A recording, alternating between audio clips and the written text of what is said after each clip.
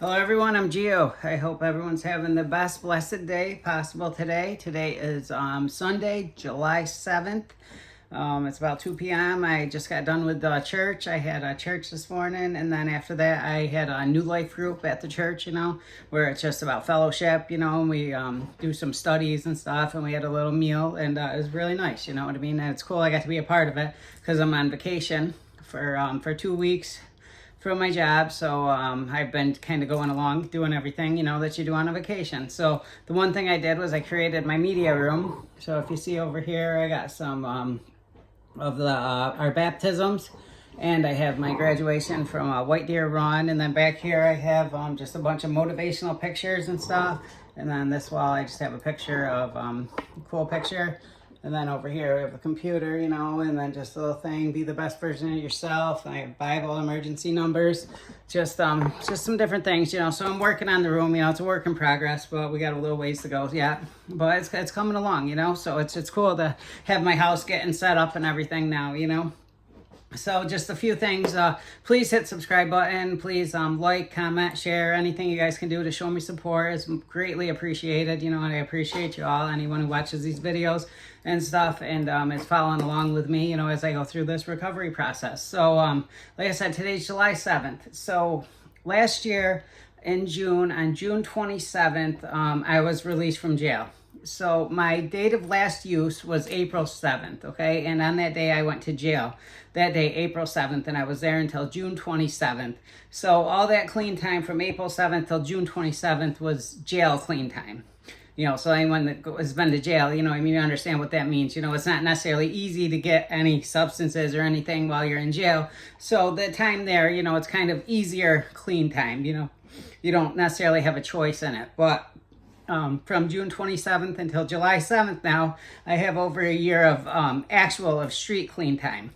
So it's a little bit different, jail clean time compared to street clean time, it's quite a bit different, because you have the choice to use on the street, whereas you don't necessarily have that choice to use in jail. So I have over a year of street clean time now, which is amazing, it feels amazing. And, I'm getting stronger and stronger each day, and, but the whole thing is, I spent my entire life, battling addiction, for different reasons, Big reason for me becoming an addict was because I wasn't comfortable with myself. I never felt good about the person that I was, I never liked the person I was. So when I had the opportunity to use drugs, something that I thought made me better, made me stronger, made me more likable, that's what I gravitated to, So they became like my God, like drugs became my God. That's where I put all my focus, all my attention, my everything into, became about trying to be better, because I liked the way that they made me feel. I liked the way that they made me act. I thought that they just made me a better person. That's truly, truly what I believed about myself while I was on drugs. Now, that's not at all times, because there were some times where I would take too many and I would pass out, or, I would be a mess depending on what the drug was that I was using.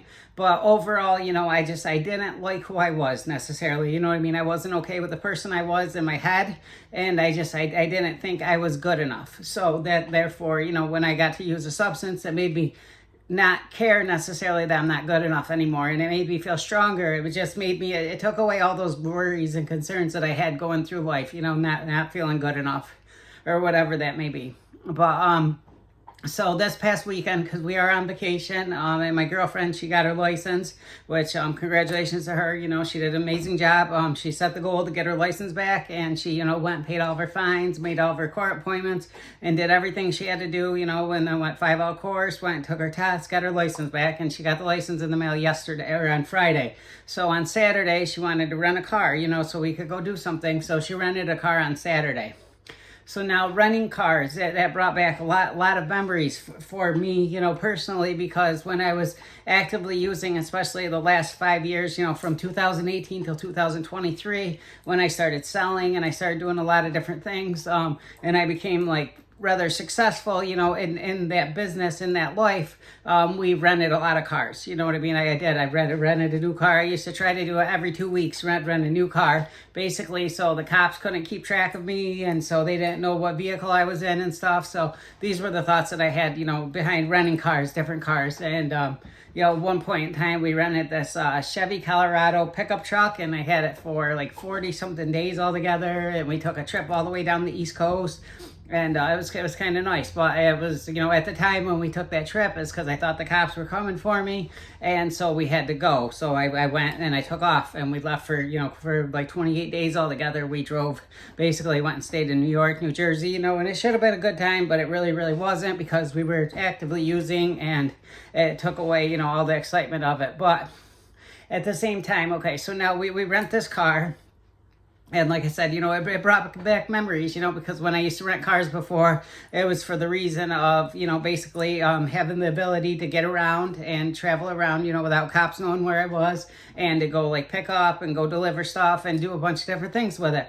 But now this time, when we rent a car, we're doing it, for the right reasons, you know what I mean? Just to be able to go do something. So yesterday we decided that we were, what we wanted to do was we went to Lake George, and we drove all the way there, and we wanted to go swimming, and go walk around town and stuff. So the thing is that now, like, when my entire life has been about drugs, you know what I mean, and about like having something to make every situation better, you know what I mean, that's what it was, so I don't necessarily know how to operate through life without drugs, you know what I mean, like, so to go there and go like walk around and do all these things that usually I would do while using, it was completely different, and it wasn't necessarily comfortable. It was kind of rather uncomfortable, to be honest.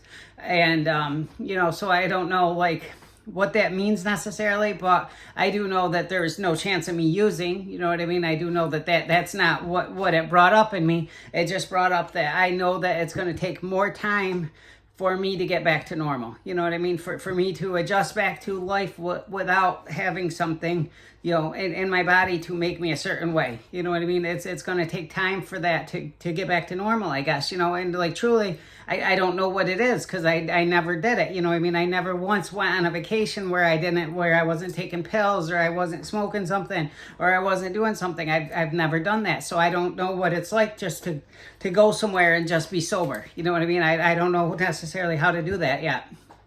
But I'm looking forward to when I do, and when it is more comfortable in order to do things like that. But I guess it takes time, you know what I mean? You got to get your brain, like I don't know, like they say, for your brain to return back to way it was before you did drugs, you know what I mean? It can take up to like 7 years, I think I heard that.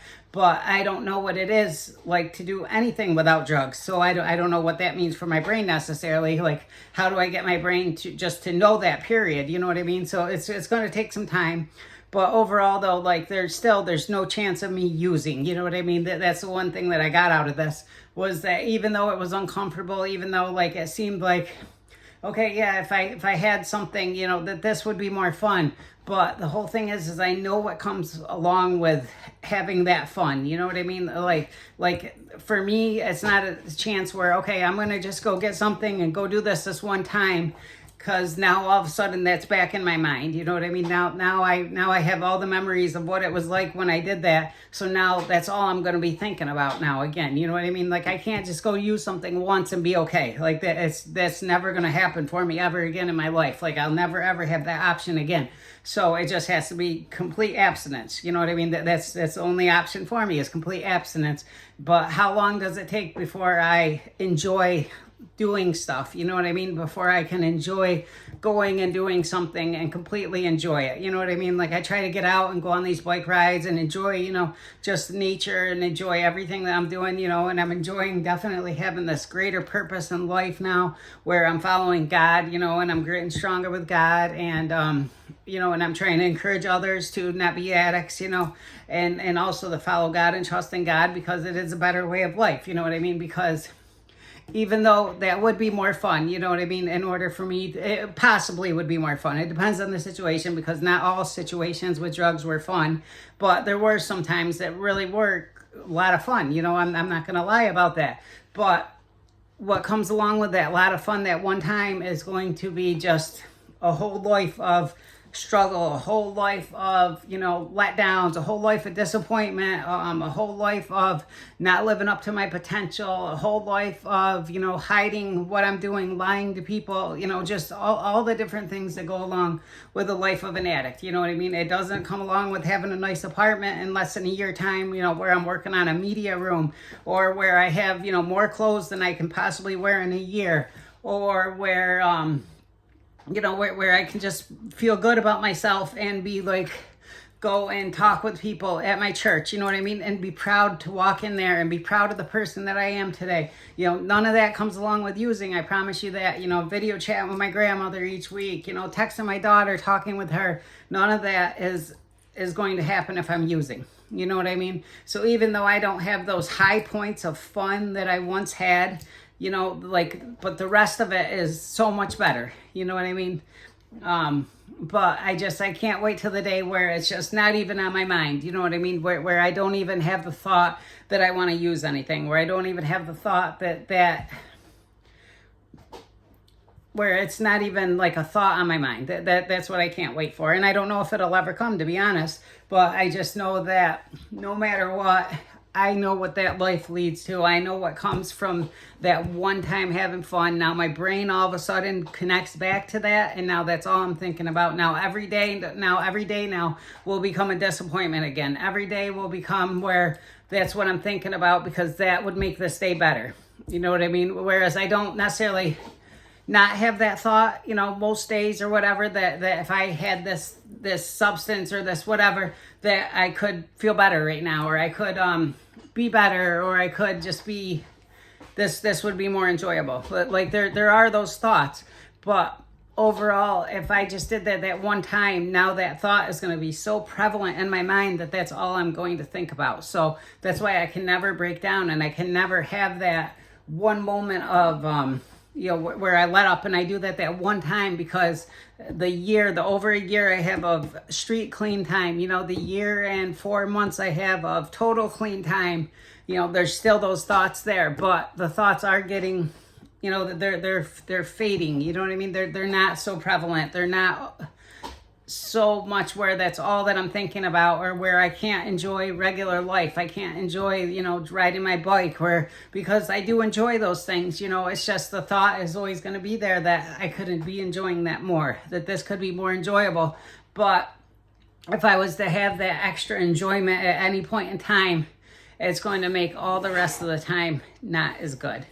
I don't know if any of that all makes sense, but I feel like it kind of does. But, and then the other part of this all is that, I speak about God, and I speak about my relationship with God, and my relationship now with my church, and all the different things I'm doing with my church and stuff. And like today during the announcements, the girl that's doing the VBS Vacation Bible School, she calls me out by name and thanks me, for the help that I'm doing.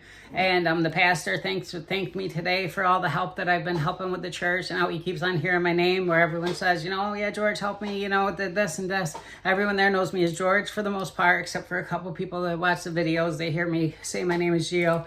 But for the most part, I'm back to my name of George, which is fine, because that's a better church name, I suppose, than Gio necessarily. But Gio was more of my street name. It became, just because I didn't necessarily like George. But just, if I didn't have this relationship with God, I believe that the chance of me using would be so much greater. You know what I mean? Whereas now the chance of me using is zero. There's still thoughts of wanting to use. There's still thoughts that it would make a situation better. But the chance of me doing that, and number one, letting God down. Number two, letting my church down. Number three, letting my family down. Number four, just letting myself down, letting Yetis down, letting everyone that has put time into me down. I couldn't do it. You know what I mean? Like I asked people for help. I went to people, I asked for help, you know what I mean? And I take people's time to help me and stuff. And that's all based on the fact that I know I'm not going to let anyone down. So that part of it feels really, really good. But there are still the struggles, the struggles definitely are real. I will definitely say that, and the whole thing is like, they say, you know, in recovery and everything, people, places, and things. Those are the big things, you know, people, places, and things. And that is absolutely true.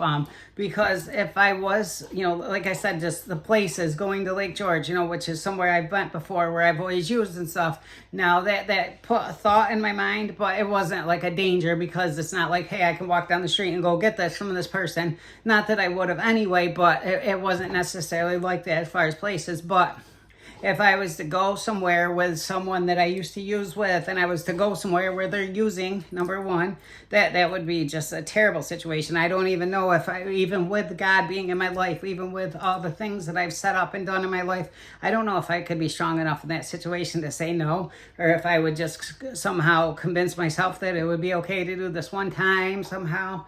But I wouldn't put myself in that situation, you know, so I can't go around people that use still. I can't be around that. And I can't be in places where things are being used or anything like that. I could never be a part of that again.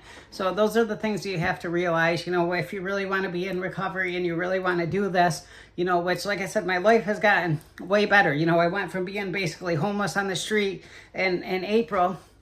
When I went to jail, I had the book bag, you know, like a little duffel bag of stuff, you know what I mean? I had maybe 2 outfits of clothes total to my name, and that's all that I had. You know, to now, like I said, I have more clothes than I could wear in a year, because I'm a big clothes person, and I buy clothes like it's my job, basically. But more clothes than I could have in a year. You know, I'm working on a media room. I have a TV in my downstairs and upstairs, you know, that are both, my downstairs is 75 inch, upstairs is 65 inch. Like I have everything that I possibly need right now, you know, nice apartment, rent's paid on time, you know, everything. NIMO, we pay it the day it comes.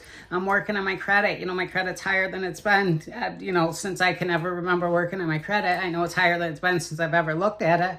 But, you know, so these are the things that come along with being in recovery, you know. So compared to one moment of where I feel good and where I have a little bit of fun, you know what I mean, which who knows if it's going to be fun, who know, you know what I mean, it's hit or miss, you know what I mean, it all depends on what you get and who you're with, you know what I mean. There's so many things that classify fun or declassify fun, you know, but one moment of that, you know, would take all this away, you know what I mean? So which do you want, you know what I mean, in your life? I want to be someone I can be proud of. I want to be someone that is doing good for this world. I want to be someone that people can look up to. I want to be inspiring to people, and I want to help other people. You know, I can't do that if I'm using. I can't. That won't happen. You know what I mean? So I need to understand that and recognize that, which I definitely do.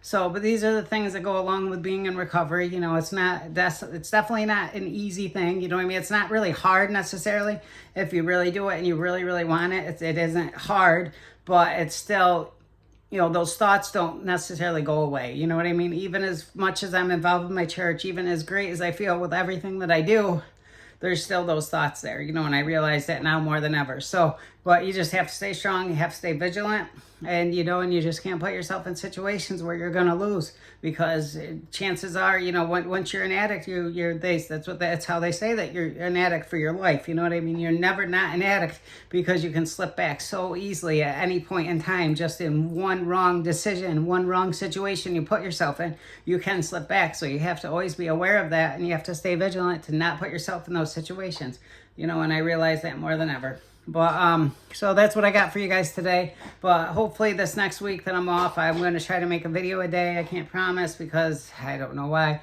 but I just haven't been like crazy focused lately. I don't know, but I hope to get back to that. And I do love everyone. I do appreciate you guys watching the videos. I hope everyone has a blessed day. And remember that even though it's nice to be important, it's infinitely more important to be nice. I love you. God bless.